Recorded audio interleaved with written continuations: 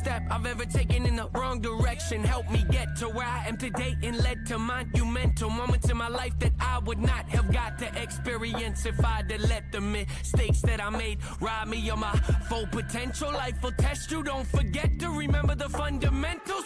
I gotta get back to those. Be surprised what you find when you climb out your comfort zone. I get uncomfortable when I get too comfortable. You corner me and that's all she wrote. I'm in a headspace I ain't never been before. You don't bring nothing to my life, then I exit yours. Let's get right to it, yeah, I ain't with the back and forth. You either with me or against me, an easy choice. Welcome in, everybody, to the In Off the Bench podcast. My name is Jim Cross. I'm joined, as always, by the amazing Ava Garza. Tonight, Ava, we're going to take a trip to Knoxville. You know, we've been spending a lot of time in Nashville. It was about time we went due east to Knoxville. You excited? I'm super excited. I don't think I've talked to that many people from Tennessee. So I'm actually really excited. I think you did talk to Stone, which I texted you the story. I think that might have been the one. Yeah, and what was great was my son was like, is his name Stone Lawless? He goes, he sounds like he should be like an action movie star. And I was like, right.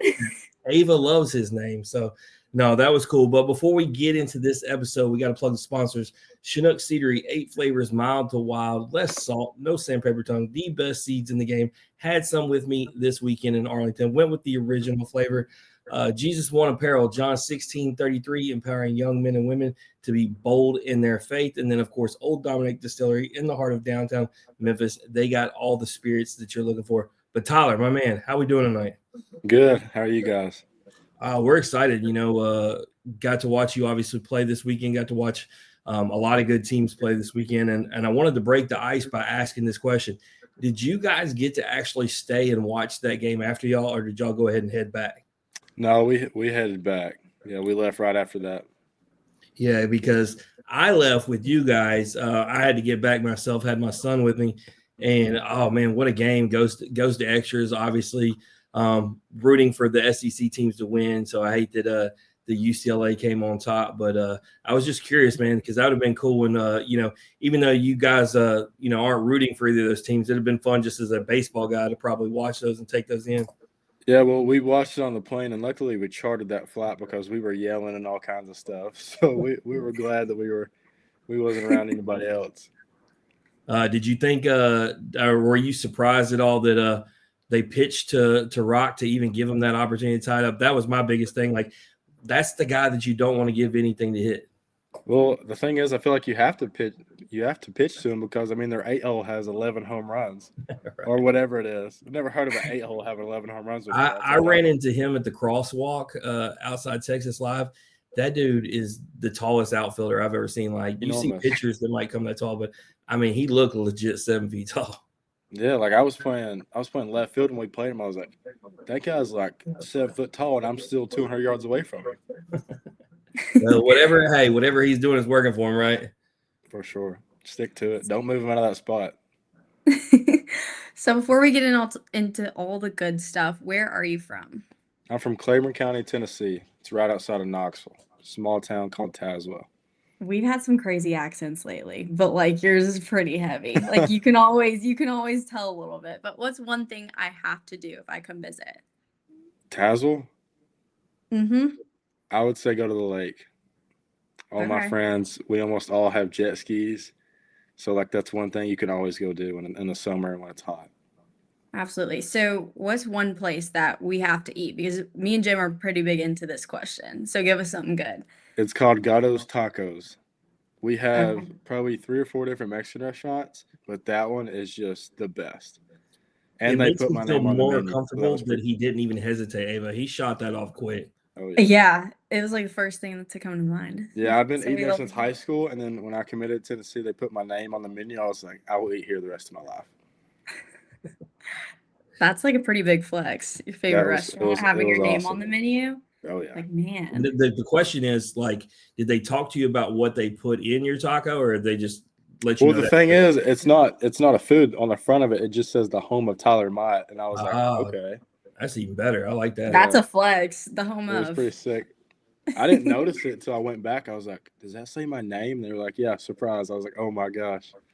I mean, they take it seriously in Tennessee with you guys. I mean, I remember I went to a couple different, homecomings for guys after they won the national championship. And it was like, man, like you're saying, like the home of, and they had all these signs and the whole town would be there. And I was like, man, it's a big deal for the hometown guys to go and do their thing. Yeah, that's really cool. The biggest one. I mean, they rolled out the whole city, gave him a key. It was crazy. So who was your favorite athlete growing up? I would say Manny Machado. Obviously mixed opinions about him, but I love him. I love the way he competes, and I like the fire in him. You know, he goes out and does his thing every day. You can almost always expect what he's going to do.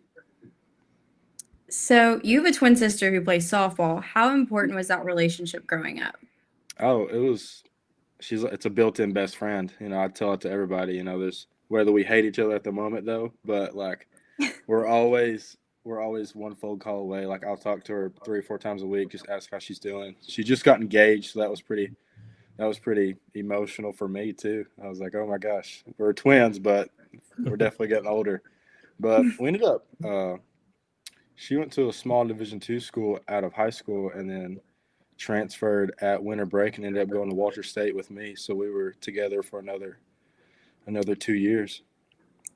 So I'm glad that you mentioned that, because the next question was, so you and her both chose Walter State. Did your sister play a role in you choosing there, or did it just happen that way? It was kind of the other way around, where I went to Walter State first, and she didn't like her school at the time, and I was like, just come and try it. Like all the girls, like they're ballers. Like even though it's a JUCO, like JUCO softball that year was really good. They went on, I think they were second. They like led the nation in home runs. It was just kind of crazy, and she trusted me, and she loved it. Yeah, no, the JUCO route is just something different. I wasn't planning on saying this to you, Tyler, but my daughter, who's a student at LSU, and she doesn't watch my episodes, so she's not going to know that I threw her under the bus. But she had a chance to play for the local JUCO down the street from our house. Amazing soccer program, and she just wanted to skip through junior college and wanted to go straight to LSU, and decided to hang up her cleats. Well, her friends that joined that team, they won back-to-back national championships, and I was like, that could have been you, but you know what? Yeah. She thought junior college in for me, and it's like it's amazing how many people don't understand how amazing the JUCO bandit route is. And then from an education standpoint, it's an opportunity to knock out your undergrad classes. It's always a good opportunity. So I'm glad you and your sister got to appreciate what Walter State had to offer. I wanted to ask you. You were a redshirt freshman. We talk to guys all the time. They get that red shirt. It's about what you're able to learn and take from that experience. What was the most important thing you learned in that year where you got to just watch and take everything in? I definitely learned more as a person. Like found myself that year, because it was tough. Like first year of not playing baseball with no stats, like no one coming to the games, just me sitting right there at home plate. So, I kind of got to think of a lot. Like, do I really want to do this? And if I do, like, am I going to take it all the way or just not do it at all? Going into that summer into my sophomore year, I was like, I got to figure something out. When I get back on campus, we're going to get stuff done. And then I was telling that to the coach, Coach Sheldon, and he was like, I believe you. Let's go do something special. And we all had a really good fall. Literally, no one on the team had a bad fall. And then coming in the spring, Coach Sheldon told me and a couple others in a meeting room, they're like, you guys got to step up. This year could be really special. We kind of took it and ran with it. Sadly we got runner up, but that whole experience was unreal. Yeah, I mean, he clearly was onto something. You mentioned runner up, but nonetheless, y'all made the run. You had the year you had. You clearly figured things out. NJCAA Triple Crown winner, batting .481, 31 home runs, and 110 RBIs. Just talk about how much fun it was having that success. And, like we were talking about, being that JUCO bandit, because like I said, I don't think we've had plenty of guys on here that have talked about it, and a lot of them have gone on to get drafted. So it's one of those things that people, for whatever reason, have the tendency to look down on, but they just have no idea how much fun it is going that route. Oh, it was fun. The biggest thing with us was, like, I had a really good year, but Jack Vogley, he's at Eastern Carolina, had an incredible year. Aiden Robertson got paid high in the draft, didn't take it. It's at Virginia Tech now. We had a lot of really good guys, but the thing is about, like, our group is we just hated to lose. Like, we didn't want to lose, and that helped all of us, with our stats, all the wins we did for the program, like just not being able to lose, like it helped us all win in our competitive edge. Yeah, no doubt. So you hit the portal. You talk about being from right outside Knoxville. Was it always going to be Tennessee for you? Well, not at the beginning. Well, the weird thing is about JUCO, it's like you're always in the portal. So I had like colleges hit me up in the fall, and I was like, I just gotta wait. My first true offer was like 2 weeks in the season. It was High Point University. I was like, probably not. That's a really expensive school. Mhm. But then I kept playing good. I was like, maybe this could be the year that Tennessee calls, because I was planning on staying another year anyways. But halfway through the season, I think it was like 25 home runs or something, batting really well. And Coach Kiv and LSU came to come watch me. I was like, this has got to be it. Like, I've got to do good right here. And luckily, I'd done well, but none of the schools texted me yet. And I was like, what the heck did I do? But then just kept going and kept going. Then probably a month later, just kept it up, and they all texted me. I was like, all right, now we got to do it. Is it one of those things you were worried about possibly pulling the trigger on another school and not giving Tennessee the time to be able to do the offer? That was exactly what it is, because I had a ton of other schools interested, and I was like, I just got to be patient. If I want to go get something, I got to go get it. And, luckily they finally texted me. Funny story, I'll tell you guys this. It was Saturday before Easter. My sister's obviously a pitcher. It was sophomore night. They have that in JUCOs. So she got an AB, and she hit a home run. Like, first AB of her college career, she hit a home run. And then, like, 30 minutes later, like, Coach Kiv texted me. I was like, this day is unreal. Nice. And then I went that next day. They played Kentucky. They lost, but that day was unreal. Yeah, that's an awesome moment. The one AB and making it happen like that. I know you're a proud brother on that one. Oh, I was so shocked. I don't even think I said anything, and my mouth just dropped. And you're like, maybe you can teach me something. Like, apparently you've been Yeah, for hiding this real. hidden thing. Y'all got it from mom, right? Like, mom was the softball player. Yeah, she played softball at a D2 in Lincoln Memorial University. They were really good. They went to go play like UCLA and all them every year, and they beat them. So it was pretty cool. Awesome. So, you start the season by making sure everybody knows who you are. You get a home run in your first AB, talking about things. And then obviously you have the walk-off bomb against Kent State. Just talk about, as somebody who, like, Tennessee meant what it did to you, to be able to play and have that first at bat in Lindsey Nelson and hit the home run, and then a week later be able to have the walk-off. Yeah, it was pretty cool. It was funny. Me and Ford was talking about, what are we going to think about going into our first AB? Because I was told I was going to get it today, and I looked at Ford. I was like, I'm going to try to hit the ball as hard as I can. And the first swing I took of that AB was out of control. Like, it was unreal. I had to step out of the box. I was like, okay, Tyler, just calm down. And luckily, he threw me a fastball middle in, and I banged it. But the crazy thing is about that day was, like, Vol Nation hit me up afterwards. They were like, congratulations. We're so glad you're here. Like, that moment and all them people texting was just so special. Because I know, like, I'm pretty known around here just because of where I'm from. Like, they see the Tennessee. They're like, they know that kid is. But the text messages that I still get, even after a bad game, they're like, just, it's kind of emotional. They're always like, you got this. There's always next game. Don't worry about it. We're still glad you're here. But yeah, I think it's something about when you're the hometown kid, because Avon knows. Same thing happened with Seth Dardar for LSU. He got his opportunity. He didn't start in the first game. He ended up pitching, but he's a local kid. Ended up having to go to Kansas State and Columbia before he got his chance to go to LSU, but got that first at bat and hit a home run. And it was kind of the same thing. Like you said, he's like, I'm just go up there and swing as hard as I can. And so it's kind of funny. It worked out the way it did for both y'all. And like you said, he received the same thing, both y'all being, local kids. So it's a pretty cool story. Yeah, it's really cool. So you guys just played in Globe Life. What was it like getting to play at an MLB park? I had to kind of calm myself down a little bit. I was like, this is awesome. I was like, oh, yeah, we got to play baseball today. Like, we can't just sit here and watch. But the thing is, what we were all talking about, like, obviously we want to go down there and win, but, it kind of gives you motivation because everyone wants to play in a park like that. And, that was the biggest thing for me. I was like, this has got to be the next stop. Like, get drafted, do this, well, win a national championship, get drafted, and then go play in a park like this. So next two questions are, Jim knows, my two favorite questions of the entire interview. Let's talk walk-up songs. You went with My Jesus by Ann Wilson. Why that song, and how important is it showing your faith on the baseball field? Yeah, that's funny. I actually had an interview today, and they asked me the same thing, and I kind of just said, I love Jesus and he loves me, and the biggest thing with me is, as a baseball player, you're always on the spotlight, and he's got me this far, and I just want to do a little bit back for him.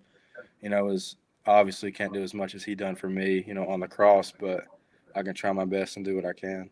Well, let me tell you, my son was with me this weekend, and we've obviously raised him in church, and he knows a lot of songs, and he knows that one. And so when he hears that, he automatically gravitates to it, and he'll say stuff like, we were at Oklahoma the weekend before, and a guy had Brandon Lake as his song or whatever, and he's like, Dad, I like him. And he did the same thing with you. And I think it's cool because there's probably a lot of people, not even just kids, who gravitate towards that because they're strong in their faith and they see a player who's willing to be bold and have that as a walk-up song. Because let's be honest, you don't just hear a lot of them. No, it was hard. Like I told myself going in the season, I was like, all right, what's the walkout song going to be? Because I don't need to get pumped up before an AB. I feel like if you need to get pumped up for an AB, you're in it for the wrong reason. You should be going up there, thinking of you already what you're going to do. But doing that, it's kind of unreal because no one expects it too.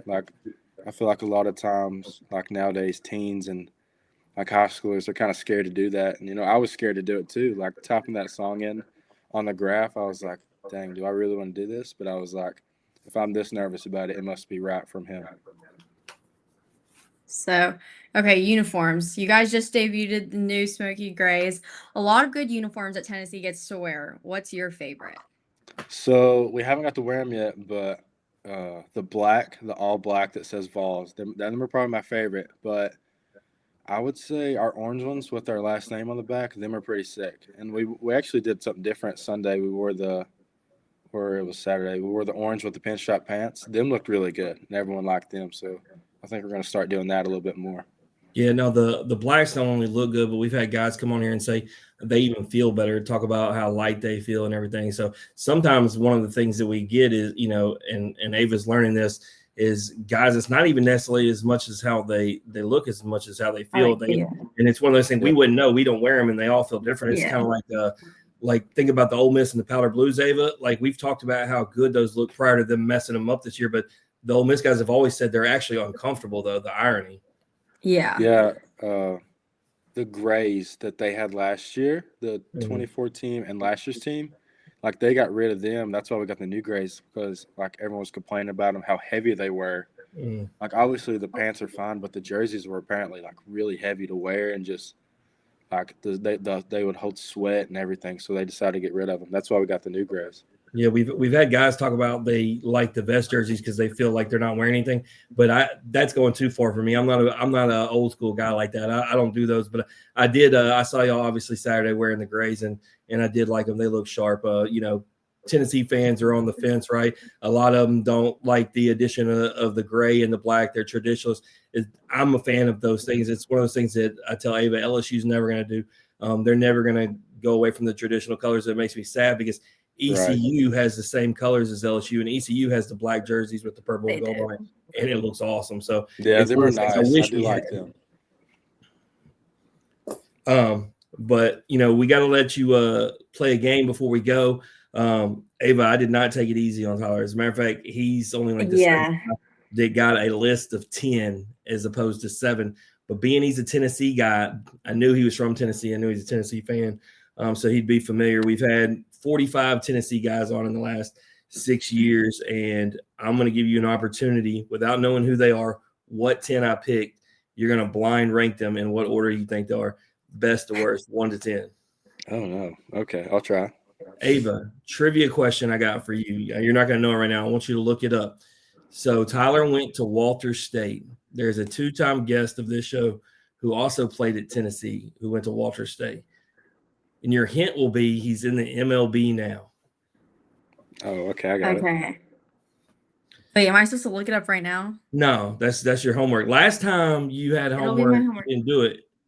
I'm gonna do it this time. I am. Mm-hmm. All I I right, know am. who this one is. Yeah, I got it. Oh yeah, got to. All right, so got the 10 spots wrote out. Gonna start Billy Amick, Billy Barrels. Where are you putting them? Number 1. That's my favorite Vault. That's kind of crazy, but I actually have a signed card by him in my truck. That's funny. That's my guy. I didn't expect that. Since you brought it up, so Ava in the walkout song, you're talking about you didn't need to get hyped, but for the ones where we do have the get hype, Ava's all about the crowd being locked in, and no one will ever have the crowd locked in. And the crazy part was, as you know, like they were playing at the football games, they were playing at soccer games, whatever, anything in Knoxville. And I sent him videos, and he's like, he couldn't believe that they were doing it everywhere. Like he knew about the football game because he was there, but I was like, bro, you've like transcended everything in Knoxville. Like, Yeah, they're actually trying to do it again. So this sounds bad, but me being like an all-time Tennessee fan, no one can top what that walkout song done. Mhm. But like with like this one guy on our team, like they're trying to do the same thing for his song, and I'm like, this ain't it. Like No. this, you can't match it. Like there's no way. It was the same way after the 2023 season with Dylan Cruz walk up song. I heard Yeah. someone try to replicate it, and I was like, "You're not Dylan Cruz." It's a one and done thing. Like, Well, that threw me off with him at 1. We'll see how the rest of it goes. all right, let's do this. I'm gonna put him as 5 because there you never know. All right, Gavin Keelan. Ooh, let's do 7. All right, Drew Beam. 5. Can't have. You already used 5. Oh yeah, let's do 6. All right, Ben Joyce. I'll put him at 3. This is a Wally guy. Oh dang it, might have just. All right, Trey Lipscomb. 4. This is a big leaguer. All right, Blake Burke. So you got 1, 2, 8, 9, and 10 left. We'll do him at 2.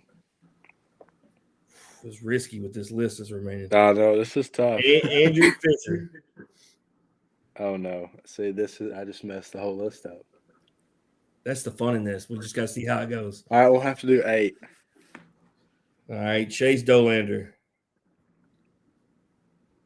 9. That All sucks. right. Them 2 guys are about to be in the big league, and one is. So. All right, your hint on these last 2, if it'll help you out. I normally don't do this, but the last 2 are big leaguers, so you're going to have to pick one or the other. Anyway, Drew Gilbert. Oh, 1. Yeah. He was one of the reasons why I came to Tennessee. As fun as that was that you put him in 1, and he does have the epic walk-up moment, you just put the man, the myth, our reigning IOTB Survivor winner, Christian Moore. Yeah, I'm sorry. 10. I'm sorry, dude. I met him like a couple months ago. I'm sorry. No, the list, that's the fun of the list because you don't know who's coming, but there isn't a bad name on the list. So you just gotta figure out. Ava actually played with LSU guest, and she got lucky because I thought she was gonna mess it up when it came to Joe Burrow and Paul Skeens, and she managed to keep 1 and 2 open, played it safe, got them both where they needed to be. Dang. Yeah. It'd be cool if you guys could do like an all Tennessee lineup. Or like an all LSU lineup. That would be kind of a cool question. Yeah, I'd be down. Look, I stand firm that, you take the guys from that 2022 and 2024 teams. Oh, they're going undefeated. They'll get 2023 and 5. Oh yeah, that 2022 team, I still stand on it. That was the best team I've ever seen to not win a championship. And that Notre Dame is just, man, they had played in Mississippi State. Super regional the year before. They were veteran heavy. They weren't scared, and they walk into Lindsey Nelson, pulled the upset. But like that Tennessee team, I've been going to games all year. Like I went into Ole Miss and Mississippi State specifically because of where I live, and they beat the tar out of both of them. And it was like I can't believe that team didn't win at all.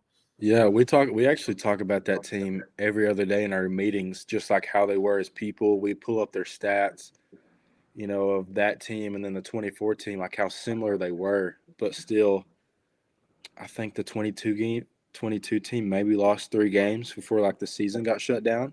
Mm-hmm. Like that was unreal. Yeah, what is going on in Tennessee the last 5-6 years is just been unreal, and that's why you getting to be a part of that program. Obviously, you said two things, and it's what Tennessee and LSU are different than any other program right now. You said win a national championship, and you said get drafted to the big leagues, and those two programs are doing it at a level that no one else is. So, like I tell guys all the time, when you pick those two schools, like it's the right decision. It really is. Mm-hmm.